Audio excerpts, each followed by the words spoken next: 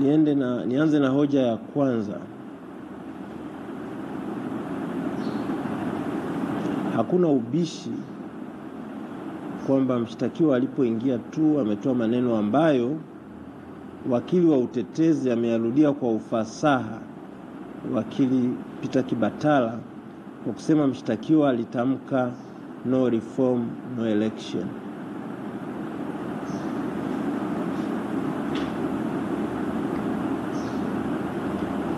Kifungu cha 6 cha sheria ya mahakama ya mahakimu,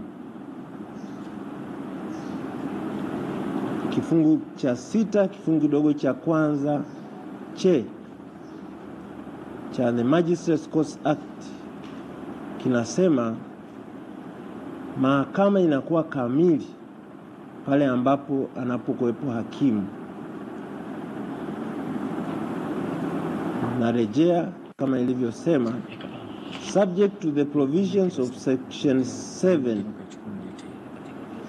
the Magistrates Court shall be duly constituted when held by a single magistrate in chair in the case of a court of resident magistrate, a resident magistrate.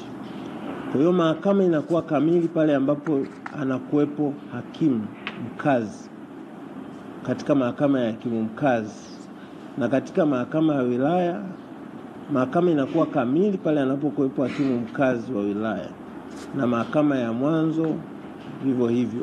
Kifungu cha 6 kinasema hivyo. Kwa hivyo niseme kwamba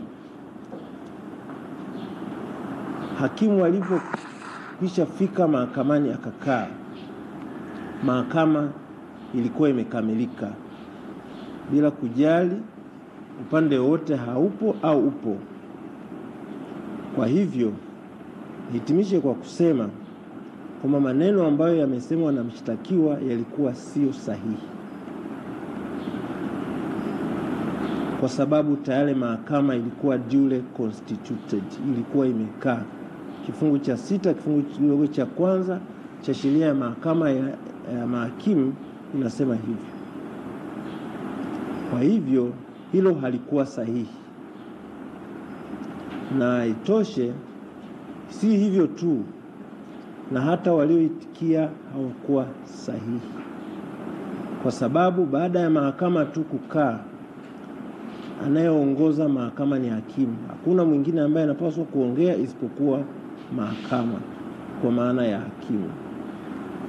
Kwa hiyo kilichofanyika sio sahihi, na natoa onyo sio tu kwa mshtakiwa na mwingine yoyote yule ambaye yumo kwenye mahakama hii ya wazi, kuto kutamka neno lolote isipokuwa kwa amri ya mahakama.